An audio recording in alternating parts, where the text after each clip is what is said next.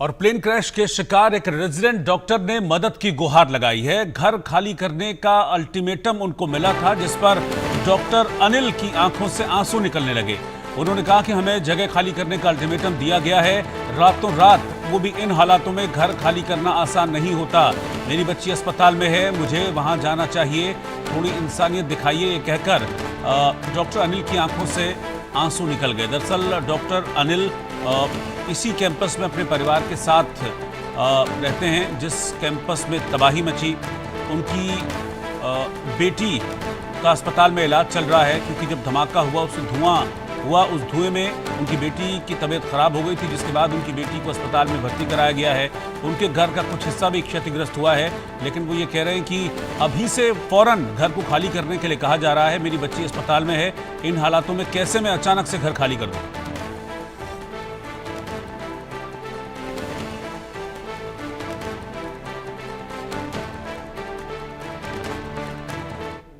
इतना आसान नहीं होता है रातों रात खाली करना। हमको 2-3 दिन की मोहलत मिलनी चाहिए। मैं आप लोगों के आगे हाथ जोड़ के विनती करता हूँ, प्लीज, जब मेरी बच्ची वो एडमिट है, मेरी घर की मेड एडमिट है, प्लीज मुझे 2-3 दिन का टाइम दो घर खाली करने के लिए। प्लीज मेरा मैसेज ऊपर कन्वे करो। मैं यहाँ पे हेल्पलेस हूँ, मेरे घर वाले नहीं है, मैं गुजरात से नहीं हूँ, मुझे माफ कर दो। मेरी कोई गलती नहीं है, मैं अपना काम कर रहा था हॉस्पिटल में। प्लीज प्लीज आप मीडिया वाले सब लोग यार मेरी हेल्प करो, प्लीज यार। मैं यूं ही नहीं रो रहा हूँ, मैं परेशान हूँ। आपकी डिमांड क्या है? मेरी डिमांड सिर्फ इतनी है, हमको थोड़ा वक्त दिया जाए यहाँ से सामान शिफ्ट करने के लिए, हमें थोड़ा वक्त दिया जाए। कल ही ये सब इंसिडेंट हुआ है, हादसा कल ही हुआ है, हमको आज ही ये सब खाली करने के लिए बोला जा रहा है, हमें अल्टीमेटम दिया गया है। प्लीज थोड़ी इंसानियत रखो, प्लीज। मेरी बच्ची एडमिट है वहां पे, मेरे को वहां होना चाहिए अभी। और इस विमान हादसे के बाद आज कुछ डॉक्टर्स को हॉस्टल में जाने की इजाजत दे दी गई है, ताकि डॉक्टर्स अपने जरूरी डॉक्यूमेंट्स और काम की चीजों को साथ ले जा सकें। इसके अलावा हमारे संवाददाता ने खास बातचीत की उन डॉक्टर्स से भी जो इस हादसे में बाल बाल बच गए। जहां मैं मौजूद हूं अहमदाबाद में, यहाँ पे जब विमान हादसे का शिकार हुआ है तो आपको पता होगा कि वहाँ जो कैंटीन में बैठे थे 33 डॉक्टर भी मौत के मुंह में चले गए।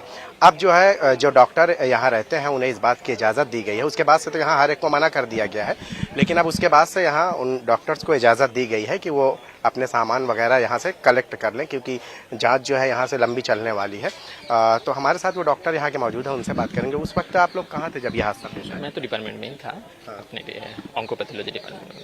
तो अभी आप लोगों को यहाँ अंदर इजाज़त दी गई जाने की? कुछ लोगों को दे रहे हैं किस लिए? सामान लेने के लिए।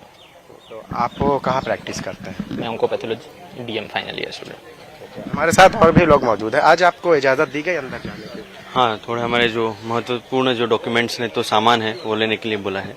बाकी बाद में शायद और इजाज़त दी जाएगी। जो मेन सामान है, जैसे काफ़ी कुछ बड़े बड़े जो सामान है, जैसे अलमारी, वॉशिंग मशीन, वो सब जो है, बहुत लोगों का बहुत कुछ सामान है। यस, बहुत सारे रोज़ में वाले डेली नीड्स बहुत ज़्यादा है। बट अभी के लिए तो बस जो इम्पोर्टेंट चीज़ें जैसे डॉक्यूमेंट्स है वो लेने के लिए बोला है। हादसे के वक्त आप कहाँ थे जब यह हादसा पेश आया था? तो मैं ओपीडी में काम कर रहा था। मैं सर्जिकल कैंसर में हूँ, सर्जिकल ऑन्कोलॉजी। आपको क्या अपने दोस्तों ने बताया कि ऐसा? हाँ, हमको फ़ोन आया कि उधर से आग लगी हुई है। तो उसके बाद से तो फिर आप लोग को यहाँ जाने की तो इजाज़त नहीं थी? नहीं, इजाज़त नहीं थी। तो ये आप भी जो है यहाँ यहीं के डॉक्टर? मैं इधर ही थी, अतुल्यम 3 में हूँ। मेरा रूम भी पीछे से पूरा जल गया है, सामान भी बहुत सारा जल गया है। अभी जितना सामान जो हम बचा सकते हैं वो लेने आए हैं हम। रूम अलॉट कर दिया हमको पुरानी बिल्डिंग में, तो जितने भी कपड़े हैं जो भी हैं वो हम ले जाना है। आपको इस हादसे की जानकारी कब हुई थी? कल ही जब दोपहर में हुआ, हमको बोला कि आग लगी है, तो हम लोग तुरंत भाग के आए। कि हमें पता नहीं था कि प्लेन क्रैश हुआ है, बाद में पता चला कि बहुत ज़्यादा ही ब्लास्ट हुआ है। फिर हमको अंदर आने नहीं दिया, हमने बस बाहर से बिल्डिंग जब जल रही थी तब हमने देखा। फिर हमको वापस भेज दिया, हमें रूम के लिए अरेंजमेंट करा हम लोगों के लिए। पर अभी फिर कुछ सामान नहीं है हमारे पास, तो वही जितना कुछ जो बच गया हम लेके जाएं, रहना है तो है। तो अभी इसी बात की इजाज़त ली है कि आपके जो इस्तेमाल होने वाले सामान है वो सब आप ले जा सकें। ये हादसे में जो 33 लोग जिन मौत के मुंह में चले गए, उनमें से कोई आपके भी तो जानने वाले लोग रहे होंगे? हमारे GCRI से में तो ज़्यादा कुछ नहीं हुआ। एक जूनियर था, मैं सर्जरी में, उनकी मदर थी साथ में अंदर, तो वो हॉस्पिटल में था तो उनकी मदर की डेथ हुई ऐसा सुनने में आया है। बाकी और GCRI से तो नहीं हुआ है, बाकी जो UG हॉस्टल में है वहाँ पे ज़्यादा डॉक्टर्स की डेथ हुई है ऐसा आखिरी सवाल है मेरा, उस वक्त आप कहाँ थी जब ये? मैं हॉस्पिटल में अपनी ड्यूटी कर रही थी तो इसलिए मैं शायद बच गई। तो ये हैं वो डॉक्टर्स जो अभी जा रहे हैं अपने सामान लेने के लिए। आपको मैं बता दूं कि उस वक्त जो लोग मौजूद थे यहाँ कैंटीन में खाना खा रहे थे और उस दौरान जब ये हादसा पेश आया, हालांकि बहुत सारे वो लोग जो दूसरी जगह पे जो अपने प्रैक्टिस कर रहे थे या दूसरी जगह हॉस्पिटल में थे, तो वो लोग जो है इस हादसे के शिकार नहीं हुए क्योंकि वो यहाँ नहीं थे। अगर हो सकता है कि उस हादसे के दौरान ये जो भी यहाँ होता वो भी इसका शिकार हो जाता, तो वो लोग जो है अभी खुशकिस्मत हैं कि जो वो यहाँ नहीं थे, लेकिन उनकी बदकिस्मती को क्या कहिए कि जो यहाँ मौजूद थे और उस दौरान वो हादसे का शिकार हो गए। कैमरामैन नितिन जाधव के साथ Shahid Ansari, India news, Ahmedabad.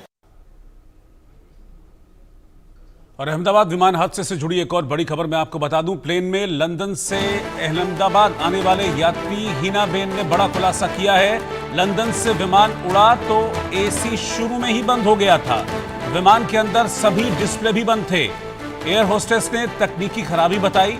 Landing के समय भी प्लेन से काफी तेज आवाज आ रही थी और मैं घबरा गई थी, यह हिनाबेन का कहना है। हिनाबेन दरअसल वो यात्री हैं जो इस प्लेन में पहले सवार हुई थी जब ये प्लेन लंदन से अहमदाबाद आया था। एग्जैक्टली ये वही प्लेन था जो प्लेन बाद में क्रैश हुआ और इस विमान हादसे में 300 से ज्यादा लोगों की मौत हो गई। हिनाबेन ने इस प्लेन में यानी कि बोइंग ड्रीमलाइनर 787 में लंदन से लेकर अहमदाबाद तक का सफर किया था और उनका कहना था कि प्लेन में बैठते ही कुछ खामियां नजर आने लगी थी जब वो लंदन से अहमदाबाद आ रही थी। कुछ टेक्निकल खामी की बात उन्होंने की। उन्होंने कहा कि डिस्प्ले नहीं चल रहा था। इस बारे में एयर होस्टेस को जब उन्होंने बताया तो एयर होस्टेस ने कहा कि हाँ कुछ टेक्निकल फॉल्ट है जिसके चलते ये चीज़ें ठीक नहीं हो पा रही हैं। तो इस बात का जिक्र किया है और साथ ही उन्होंने लैंडिंग के वक्त का जिक्र खासतौर पर किया है हिनाबेन ने। उन्होंने कहा कि जब लैंडिंग हुई थी तब भी मैं घबरा गई थी क्योंकि लैंडिंग के दौरान तेज आवाज़ हुई थी और बाद में यही विमान ड्रीमलाइनर 787 हादसे का शिकार हुआ और इसके अंदर बैठे 241 लोग बिल्कुल खाक हो गए, मौत हो गई सब।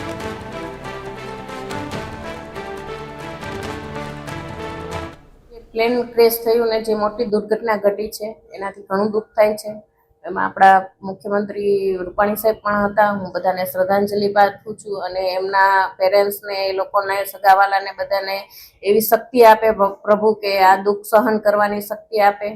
હું એવું પ્રાર્થના કરું છું પ્રભુ પાસે। અને કંઈક અવાજ પણ આવતો હતો જ્યારે ઉપર થયું ને ઉપર ચડ્યું ને ચાલુ થયું ત્યારે ઘણો અવાજ આવતો હતો પ્લેનમાં। કદાચ જૂનું પ્લેન હોય એટલે પણ બની શકે। અને જ્યારે નીચે ઉતર્યું ત્યારે મેં એને લીગલી એવું લાગ્યું હતું કે કાંઈક ને કાંઈક તો આમાં પ્રોબ્લેમ છે જ, કારણ કે જ્યારે નીચે ઉતર્યું ત્યારે એકદમ અચાનક નીચે ઉતરી ગયું અને મને અંદરથી ડર પણ લાગેલો। ત્યારે મેં મારા ભગવાનને યાદ કરેલા, પ્રાર્થના કરેલી, ભગવાન હું શાંતિથી ઘરે પહોંચી જાઉં, હું સમર્પણ ધ્યાનમાં જોડાયેલી છું। તો મેં બાબા સ્વામીને પણ યાદ કર્યા હતા જ્યારે હું ધ્યાનમાં બેઠી સવારે, ત્યારે પણ મેં પ્રાર્થના કરેલી કે હું ઘરે શાંતિથી પ્રભુ પહોંચી જાઉં। और 5 सेकंड के बाद लौट रहे हैं वापस। बड़ी खबर के सह प्रायोजक हैं असली मसाले सच सच MDH। और इस वक्त एक और खबर मैं आपको बता दूं कि अहमदाबाद विमान हादसे में एक आकाश पटनी नाम के 15 साल के किशोर की भी मौत हुई है। परिवार में मातम पसरा हुआ है। उनके पिता ने बताया कि वो अपनी मां को टिफिन देने आया था जहां प्लेन क्रैश हुआ, वहीं पास में इनकी चाय की दुकान है। उनके पिता से पूरी बातचीत हुई है, सुनिए आप क्या कह रहे हैं। अहमदाबाद में जो प्लेन जो दुर्घटना जो हुई अकस्मात हुआ है, जिसमें अब तक 275 से ज्यादा जो लोगों की जान जो है जिसमें गई है, उसमें एक जो व्यक्ति था आकाश पटनी नाम का, जिसका जो उसका भी जो है वो इस दुर्घटना के अंदर जो है वो देहांत हो गया है। उसके परिजन जो है फिलहाल जो है वो हमारे साथ जो है वो जुड़े हुए हैं, उनसे बातचीत करते हैं। जो आकाश पटनी जो नाम का जो बंदा था, उसके जो पिताजी है वो फिलहाल अभी इंडिया न्यूज के साथ जो है वो जुड़े हुए। अच्छा, क्या नाम है आपका? सुरेश भाई। सुरेश भाई, किस तरह से ये पूरी दुर्घटना हुई, क्या पूरा वाकया है ये? दुर्घटना तो मेरा लड़का घर पे था और बीवी चाय की किडली चल रही मेरी, और खाने का टाइम हुआ तो लड़के को बोला, आकाश को, मैंने बोला तेरे मम्मी को टिफिन देखा, बोला कि ठीक है। मेरे लड़के को टिफिन लेके भेजा होटल पे, और वहाँ पे गया मैं ब्यारा लेके शाहीबाग गया, और लड़का टिफिन लेके गया, मेरी बीवी खा रही थी, लड़का सो गया, थोड़ा सो गया, और जैसे मेरी बीवी खा रही ने ऐसा धड़ाका हुआ विमान का। आपने देखा उसे? वो नहीं, जो विमान पड़ा था परखा ही पड़ा था, धड़ाका देखा क्योंकि जो काला धुआं निकला, मैंने बोला बहुत स्पॉट हुआ होगा। डायरेक्ट मैंने यूं टर्न मार के डायरेक्ट देखने तो गया मैं, लेकिन जो परखा जो होता ना ऊपर जाएगा, मेरे लड़के जहाँ सो रहा था उसके ऊपर ही पड़ा था, और बीबी वहाँ पे थे, सब जल गए थे, न जो जाने का मौका ही नहीं था वहाँ पे, इतनी आग थी। तो बीबी को लेके हॉस्पिटल के अंदर आया, और लड़के को लेकर हॉस्पिटल में आया, दोनों को लाया, लेकिन बीबी अभी दाखिल है, न लड़का पूरा जल चुका था। आपके पत्नी की अभी फिलहाल कैसी, कुछ बातचीत हुई या कैसी है अभी तबीयत? अभी तबीयत तो ठीक है। क्या नाम है? उनका क्या नाम है? सीताबेन। सीताबेन। अच्छा, वो आकाश की उम्र कितनी रही होगी? 15 साल। 15 साल। आकाश क्या काम करता था या पढ़ाई करता था? या पढ़ाई करता था। पढ़ाई की कौन सी क्लास में था? 8वां में। 8वीं में था। अच्छा, जब दुर्घटना हुई उस वक्त वो वहाँ पर क्या कर रहा था? दुर्घटना हुई, इसकी मम्मी का टिफिन देने गया था। अच्छा। उसकी मम्मी टिफिन खा रही थी और थोड़ा सो रहा था। आपने डीएनए सैंपल वगैरह के लिए दे दिया 2 दिन हुआ है। 2 दिन हुआ डीएनए सैंपल दिए, तो बोला है कि कब तक जो बॉडी वो आपको दी जाएगी? और 72 कलाक को बोला था हमको। अभी थोड़ा जैसे जैसे रिपोर्ट सब निकल रहे बोले, जैसे रिपोर्ट आएगा ऐसे ऐसे बुला के फ़ोन करके दे देगा बोले। अच्छा, इतनी बड़ी दुर्घटना हुई, आपने अपने बेटे की जान गए, काफ़ी दुखद ये बात है, दुखों का पहाड़ जो है आपके ऊपर टूटा है, लेकिन सरकार से आप जो है अभी फिलहाल क्या अपेक्षा रखते हैं? सरकार के अंदर क्या ख्याल रखे, अभी लड़का तो देने वाला तो कोई है नहीं, जो अपना वर्षों से जो करने वाला था वो तो चला गया। इस सरकार को इतना कहते इतना सारे मरे, इसके हाथ में है सब, मेरे हाथ में तो कोई नहीं है, दूसरे के हाथ में तो कोई है नहीं। कुल कितने बच्चे हैं आपके? 3 लड़की 1 लड़का। यानी एक ही जो कमाने वाला, जो आपका जो बुढ़ापा का जो सहारा था? एक है अभी 1 लड़का है। क्या नाम है उसका? कल्पेश भाई। कल्पेश भाई। जो ये लड़का जो आकाश था, ये सबसे छोटा था? ये सबसे छोटा, लेकिन वो हमारे से बहुत होशियार था। अच्छा, पढ़ता था, पढ़ने लिखने में होशियार था। ठीक है, बहुत बहुत शुक्रिया आपका। और जो ये आकाश पटनी नाम का जो शख्स था, जो कि जो प्लेन जो दुर्घटना हुई, जब वहाँ पर वो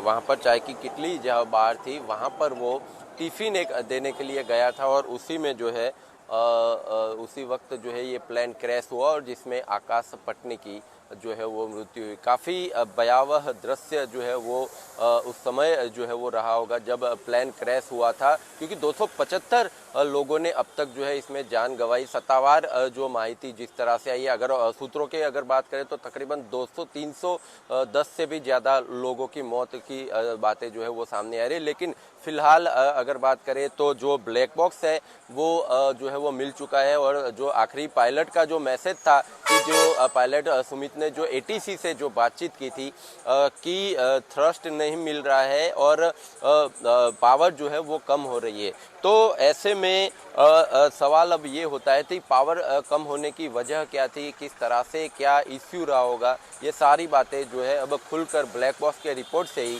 सामने आ सकती है। कैमरा पर्सन चंद्रेश मकवाना के साथ जतिन रावल, इंडिया न्यूज़।